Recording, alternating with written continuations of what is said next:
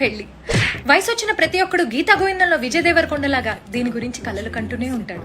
కానీ ఒక్కసారి చేసుకున్న తర్వాత ఈ కళ నిజం అవ్వకుండా ఉంటేనే బాగుండేది అనుకుంటాడు. అయినా మన డైరెక్టర్లు చాలా తెలివిగలవాళ్ళు. హీరో హీరోయిన్ పెళ్ళవ్వగానే శుభం కాటేస్తారు గానీ వాళ్ళ పెళ్ళైన తర్వాత స్టోరీని సినిమా ఎవరు తీయరు. ఎందుకంటే లోపల ఏముండదు, మొత్తం డొల్లే. మొదట్లో అరవింద్ స్వామిలా కనిపించిన మొగుడు తర్వాత ఆరో నరేష్ లా కనపడడం మొదలవుతుంది. ఇంకా వీళ్ళిద్దరి మధ్యన అనిల్ అంబానీ ముఖేష్ అంబానీ కంటే ఘోరమైన బిజినెస్ డీల్స్ మొదలవుతాయి. హౌస్ ఈఎంఐ నువ్వు కట్టు, కార్ ఈఎంఐ నేను కడతా, కరెంట్ బిల్ నువ్వు కట్టు, వాటర్ బిల్ నేను కడతా. ఇక పోను పొద్దున్నే ఎవరిదారిని వాళ్ళు పోతారు, సాయంత్రం ఎవరిదారిని వాళ్ళు పడుకుంటారు. ఈ విధంగా పూర్తిగా రూమ్మేట్స్ లా మారుతారు. ఏళ్ళు గడుస్తున్న కొద్దీ ఒకరి మీద ఒకరికి ప్రేమానురాగాలు పెరిగేది ఒకే ఒక్క రోజు. అదే ఇద్దరు కూర్చుని ఒక ఫుల్లు కొట్టిన రోజు. వీళ్ళిద్దరూ ఒకరి మొహం ఒకరికన్నా స్విగ్గీ జొమాటో వాళ్ళ మొహం ఎక్కువ చూస్తూ ఉంటారు. ఒకే ఇంట్లో ఉన్న ఇన్స్టాగ్రామ్ రీల్స్ ఫార్వర్డ్ చేసుకోవడం తప్ప వీళ్ళ మధ్య పెద్ద కమ్యూనికేషన్ ఏ ఉండదు. ఇంటికి ఎవరైనా చుట్టాలు వస్తే అన్యోన్య దంపతులుగా వీళ్ళు ఇచ్చే పర్ఫార్మెన్స్ ఉంటుంది. అయ్యప్ప సాక్షిగా చెప్తున్న ఆస్కార్ విన్నింగ్ పర్ఫార్మెన్స్.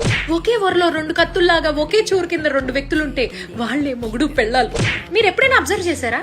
పెళ్ళైన 10-15 ఏళ్ల తర్వాత సరదాగా వాళ్ళ పెళ్లి వీడియో వాళ్లే ప్లే చేసుకుంటున్న కపుల్ని ఎక్కడైనా చూసారా? చూడరు. పెళ్ళంటే ఇద్దరి మనసులు కలవాలి అనుకుంటున్నారా? వీళ్ళ తల్లిదండ్రుల మనసులు కూడా కలవాలి. అసలు వాళ్ళవే కలవాలి. ఈ మ్యారీడ్ లైఫ్ అనేది ఎలాంటిదంటే కంటిన్యూ చేసేంత బ్యూటిఫుల్ లైఫ్ కాదు, డిస్కంటిన్యూ చేసేంత వరస్ట్ లైఫ్ కాదు. అసలు ఈ పెళ్లి సమీరా ఏం చేస్తున్నావు? ఏం లేదండి.